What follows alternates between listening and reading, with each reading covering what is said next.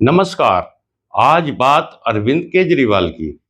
दिल्ली विधानसभा में खड़े होकर खुद को दिल्ली का मालिक बताने वाले अरविंद केजरीवाल ने दिल्ली के सरकारी खजाने की जैसी बंदरबाट की है, वो बेहद ही हैरत अंगेज है।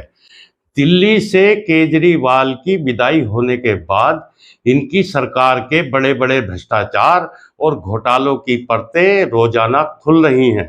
केजरीवाल आजाद भारत के पहले ऐसे मुख्यमंत्री बने जो शराब घोटाले के आरोप में मुख्यमंत्री रहते लंबे समय तक जेल में रहे और नैतिकता की बड़ी बड़ी बातें करके दिल्ली की सत्ता में आए केजरीवाल ने सारी नैतिकता को अंगूठा दिखाते हुए वो अनैतिक काम किया जो आज तक कोई दूसरा राजनेता नहीं कर पाया। यानी उन्होंने मुख्यमंत्री पद से इस्तीफा नहीं दिया।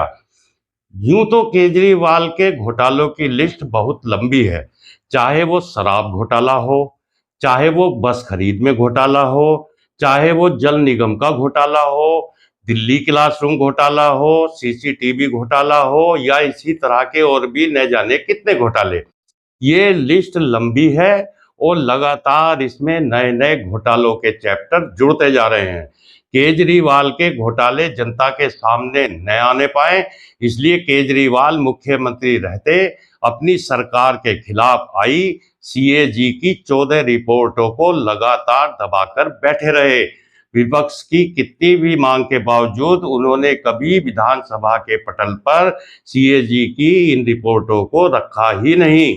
दरअसल केजरीवाल का ये दृढ़ विश्वास था कि अपनी मुफ्तखोरी की स्कीमों और मीडिया मैनेजमेंट की बदौलत वो दिल्ली की राजनीति में अजय हो चुके हैं, अपराजय हो चुके हैं। उन्हें कोई हरा नहीं सकता। आप याद कीजिए केजरीवाल का वो अहंकार से भरा बयान जिसमें वो सीधे देश के प्रधानमंत्री नरेंद्र मोदी को चुनौती देते हुए कह रहे थे कि मोदी जी, इस जन्म में तो आप मुझे नहीं हरा सकते।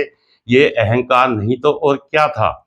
इसी आत्मविश्वास के चलते केजरीवाल इतने निडर होकर घोटाले पर घोटाले करते रहे, क्योंकि उन्हें पक्का विश्वास था कि वो दिल्ली की गद्दी पर हमेशा विराजमान रहेंगे। इसी अति आत्मविश्वास के वशीभूत होकर ही तो केजरीवाल ने खुद के लिए आलीशान शीश महल बनवाया था, जिसमें उनकी पत्नी सुनीता केजरीवाल की व्यक्तिगत पसंद की चीजों के लिए करोड़ों रुपया पानी की तरह बहाए गए थे। दिल्ली की केजरीवाल सरकार की कोई भी स्कीम ऐसी नहीं मिली है जिसमें बड़े पैमाने पर घपले और घोटालेबाजी न की गई हो। अब एक और नया मामला सामने आ गया है। दिल्ली की बीजेपी सरकार ने केजरीवाल सरकार पर कोविड काल के दौरान बाबा साहब अंबेडकर के नाम पर चलाई गई जय भीम मुख्यमंत्री प्रतिभा विकास योजना में 145 करोड़ रुपए के घोटाले का दावा किया है। दरअसल ये योजना एससी, एसटी और ओबीसी के गरीब छात्रों को प्रतियोगी परीक्षाओं की तैयारी कराने के लिए प्राइवेट कोचिंग सेंटरों में मुफ्त तैयारी कराने के लिए तैयार की गई थी। इसका आधिकारिक बजट 15 करोड़ रुपए था। ये घोटाला वर्ष 2020-21 के बीच अंजाम दिया गया। इसमें केजरीवाल सरकार ने 142 करोड़ से ज्यादा के फर्जी बिलों वाली फाइलों को मंजूरी दे दी।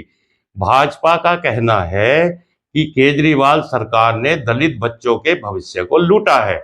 जिन दलित बच्चों को मुफ्त कोचिंग मिलनी थी, उनके नाम पर बिना दस्तावेज के दावे, बिना हस्ताक्षर के आवेदन और कई संस्थानों के तो 100% दावे ही फर्जी पाए गए हैं। केजरीवाल सरकार ने न तो कोचिंग सेंटरों से छात्रों की कोई लिस्ट मांगी और न ही ये वेरीफाई किया कि उन्हें कोचिंग दी भी जा रही है या नहीं। वर्ष 2018 में शुरू की गई इस योजना का मकसद सरकारी पैसे को सीधे कोचिंग इंस्टीट्यूट को ट्रांसफर करके छात्रों को फ्री कोचिंग देना था। कोविड महामारी के दौरान आम आदमी पार्टी के नेताओं ने कोचिंग माफिया के साथ मिलीभगत करके इस घोटाले को अंजाम दिया और वैसे भी आप याद कीजिए कि कोविड काल के दौरान अरविंद केजरीवाल इसी तरह की गतिविधियों में तो लिप्त थे। अपना शीश महल भी तो उन्होंने कोविड के समय ही बनाया था। दिल्ली सीएम रेखा गुप्ता ने इस घोटाले की गहन जांच की मांग की है, जिसे स्वीकार करते हुए दिल्ली के एलजी वीके सक्सेना ने इस घोटाले की एसीबी जांच के आदेश जारी कर दिए हैं। जांच में साबित हो जाएगा कि इस घोटाले में कौन कौन दोषी हैं। और ये भी भारत के इतिहास में पहली बार ही हुआ था कि कोई व्यक्ति मुख्यमंत्री बने और कोई भी पोर्टफोलियो अपने पास न रखे। ये कीर्तिमान भी केजरीवाल के ही नाम है। कोई विभाग अपने पास न होने की वजह से वो जानते थे कि उन्हें किसी फाइल पर हस्ताक्षर करने की जरूरत ही नहीं है। खैर, आप नेताओं ने तो हमेशा की तरह इन आरोपों को भी झूठ बताते हुए भाजपा पर प्रतिशोध की राजनीति करने का आरोप लगाया है। वो अलग बात है कि अभी तक जितने घपले घोटाले जनता के सामने आए हैं, यदि उनकी सच्चाई परखने की कोशिश कोई मीडिया संस्थान करता है तो ज्यादातर दावे बिल्कुल सही पाए गए हैं। और आज इस मामले में भी सबूत इस तरह से चीख चीख कर बता रहे हैं कि ये बड़े पैमाने पर ये भ्रष्टाचार हुआ है। तो दोस्तों, इस वीडियो में इतना ही। दोस्तों, आपसे निवेदन है कि चैनल को सब्सक्राइब करें, वीडियो को लाइक करें और कमेंट भी जरूर करें। नमस्कार।